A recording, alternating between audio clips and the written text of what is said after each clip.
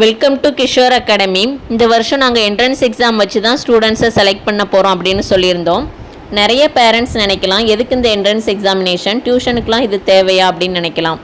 But ரெண்டு முக்கியமான காரணம் இருக்குது.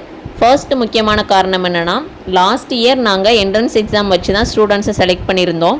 அதில் 90% ஆஃப் ஸ்டூடெண்ட்ஸ் நல்ல ரிசல்ட்டோடு தான் வெளியில் வந்தாங்க. அவங்க ஃபர்ஸ்ட்டு சொன்ன வார்த்தை என்னென்னா, என்ட்ரன்ஸ் எக்ஸாமினேஷன்னா கஷ்டமாக இருக்கும், கொஸ்டின் பேப்பர் டஃப்பாக இருக்கும்னு நினச்சோம்.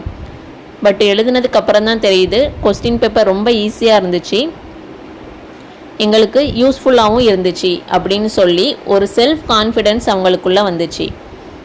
லோ மார்க்ஸ் எடுத்தவங்க என்ன சொன்னாங்கன்னா, இந்த டைம் நாங்கள் குறைவான மார்க்ஸ் எடுத்துட்டோம், நெக்ஸ்ட் டைம் வைப்பீங்களா அதில் நல்ல மார்க்ஸ் எடுப்போம் அப்படின்னு சொல்லி ஒரு பாசிட்டிவ் மைண்ட் செட் அவங்களுக்குள்ளே க்ரியேட் ஆச்சு. ரெண்டாவது முக்கியமான காரணம் என்னென்னா, once upon a time degree முடித்ததுக்கப்புறம் எம்ப்ளாய்மெண்ட் ஆஃபீஸில் பதிஞ்சு வச்சா அவங்களுடைய டிகிரிக்கு ஏற்ற மாதிரி எல்லாருக்கும் வேலை கிடச்சது.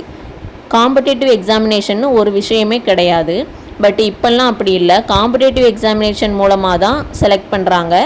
அது ப்ரைவேட் ஜாபாக இருந்தாலும் சரி தான், கவர்மெண்ட் ஜாபாக இருந்தாலும் சரி தான். பட் முதல்ல காம்படேட்டிவ் எக்ஸாம்னு வரும்போது அதை பார்த்து எல்லோரும் பயந்தாங்க. அந்த எக்ஸாமினேஷனில் நிறைய பேர் ஒரு பயிற்சி இல்லாமல், ஒரு முயற்சியும் எடுக்காமல் எக்ஸாம் அட்டன் பண்ணவங்க நிறைய பேர் தோற்று போனாங்க. தோற்று போனதுக்கப்புறம் நமக்கு இதெல்லாம் சரிப்பட்டே வராது அப்படின்னு சொல்லி இந்த ஃபீல்டை விட்டுட்டு வேறு ஒரு ஃபீல்டு போனவங்க நிறைய பேர். ஆனால் அதுக்கப்புறம் நல்ல ஒரு பயிற்சி எடுத்து, முயற்சியும் எடுத்து, நல்ல மார்க்ஸ் எடுத்து சக்ஸஸ் ஆனவங்க தான் நிறைய பேர். இந்த மாதிரி என்ட்ரன்ஸ் எக்ஸாம் ரிலேட்டடாக ஒரு அவேர்னஸை ஏற்படுத்தணும் அப்படிங்கிறது தான் எங்களுடைய கடமையாக இருக்குது. இதே மாதிரி எப்போவுமே ஒரு விழிப்புணர்வை ஏற்படுத்த வேண்டியது எங்களை போன்ற கல்வியாளர்களுடைய ஒரு முதன்மை நோக்கம். இந்த மாதிரி விஷயங்களுக்கு ஆதரவு அளித்து வர்ற பெற்றோர்களுக்கும் மாணவ மணிகளுக்கும் நலம் விரும்பிகளுக்கும் எங்களுடைய நன்றி.